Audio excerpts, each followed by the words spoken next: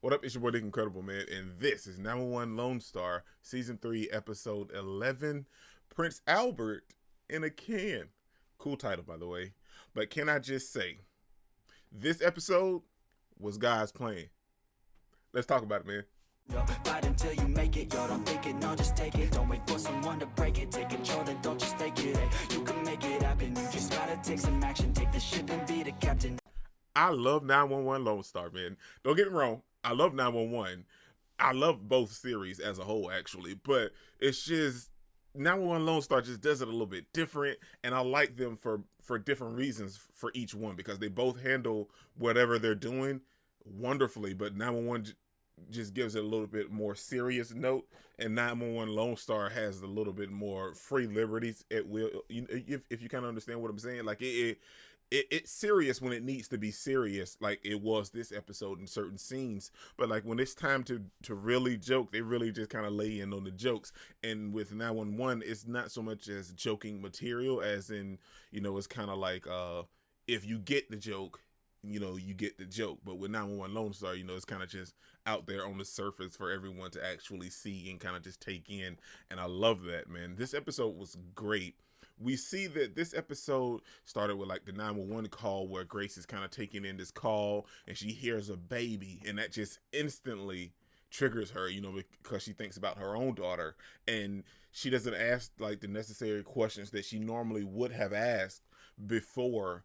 And that leads to this particular incident where Carlos is forced to tase this guy, and he ends up killing himself because he fell on his knife when Carlos tased him. Also because he's a little meth. He's not a little meth head.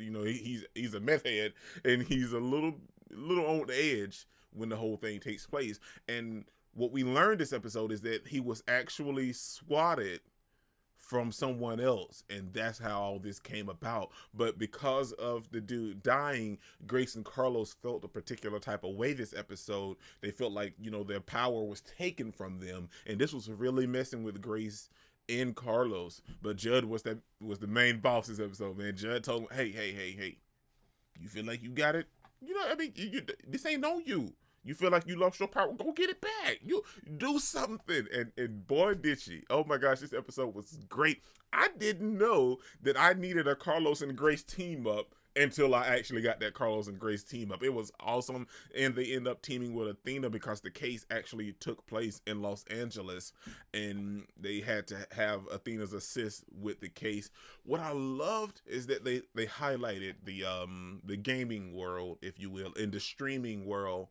And don't get me wrong, like it's not done a lot in series. It's done a lot more now, but because it's so popular now. But like I love the fact that they highlighted the whole swatting incident, because it's been done in movies and in TV shows before of people being swatted. But like people like Carlos and stuff, they wouldn't know this type of stuff because they're not into the streaming world and the gaming world. But Grace knows because Grace dabbles a little bit, and then she's married to Judd, and that's Judd's world, man. So it was nice to see how that came about throughout this entire episode, and Judd having that knowledge. He kind of laid some knowledge down on him. Hey, y'all might want to check this out because this dude had a massive setup. Dude, when I saw his setup, like I knew instantly what was going on, man. Dude had a monitor on the wall. He had like two, maybe like 27, 29 or maybe 32 inches or something. Like there was a massive screen set up on the desk. He had a custom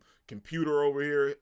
Hey, the dude knew what he was doing. He had a webcam set up. Hey, he might have been a meth head, but he had a bunch of money and he had a nice behind setup when it came to his stuff, man. So that was nice how they showcased all of that. But in the end, the result was solved, and I loved my highlight from this episode was when Grace told old dude was like, it wasn't that hard. You know why? Because it was God's plan. Dude, that was epic, man. I loved the way she did it. It was God's plan. Because, that's his little quote that he used. Oh my gosh, I shot him. It's God's plan. It's God's plan. It's not even original.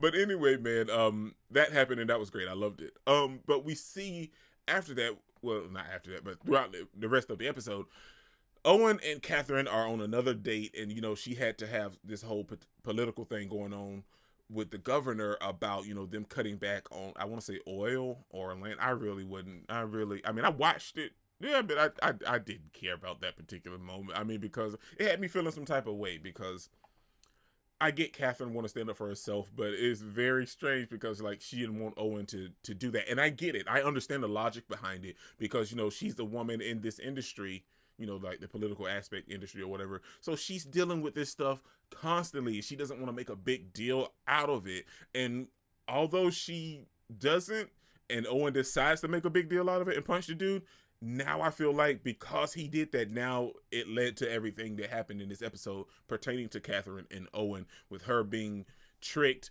almost thinking that the cornstarch was anthrax or ricin, and having this whole spectacle.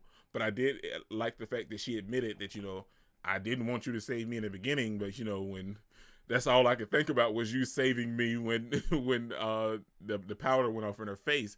Like, I don't want to say it's ironic because it was a very serious situation, but, you know, it's just kind of like, well, now she kind of understands maybe a little bit how Owen felt. He didn't want to see her, you know, troubled. But because Owen took that step, it could also lead to the incident of her also being threatened with the cornstarch. And at the end of the episode, where we see that somebody broke into Owen's house and put the pig in his bed and smeared the pig's blood on his wall. So now it's going to lead into something. Now, it wasn't nothing in the beginning had Owen not intervened, and I understand why he done it, but now it's going to be a huge problem because they threatened her with biological weapons, but which wasn't it wasn't true. It was cornstarch. But now they broke into Owen's house. Like, they're committing actual felonies. But I think it might have possibly could have been avoided had Owen not led into it and punched this dude. Now, I could be wrong. It could not be this dude at all, but I feel like it has to be him because that's the only thing that ties both of their particular cases together, is that one dude. Because who would break into Owen's house and call him toxic had they not known that he was with Catherine? You know what I'm saying? So, like, it kind of ties into the whole thing. So I feel like that'll be what leads into next week's episode.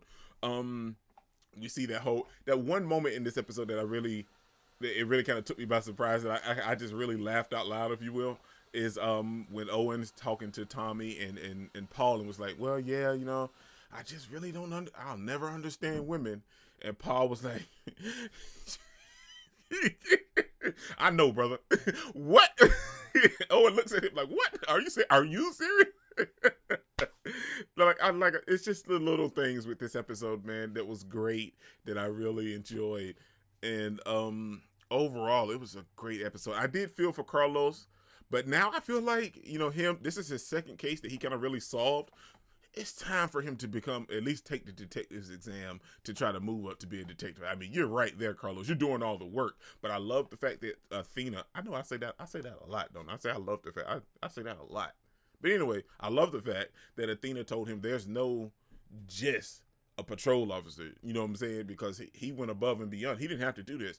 Cyber and everybody, they were going to get to it, but eventually. But he ended up solving the case beforehand. So there's no just a patrol officer, man. You put in good work. You and Grace both went above and beyond, and you solved this case like nobody's business, man. Overall, it was a great episode. I had a fun time watching it, and I just can't wait till tomorrow because I'm going to be early. I know that may be a surprise, but I'm going to be very early tomorrow, and I'm going to do it on time. How about that? I really hope I can. This is your boy, Lake Incredible. Don't forget to smash that like button till you can't smash it anymore. Comment down below, and I'll be sure to respond to each and every one of them and subscribe, but only if you really want to, man. Peace out.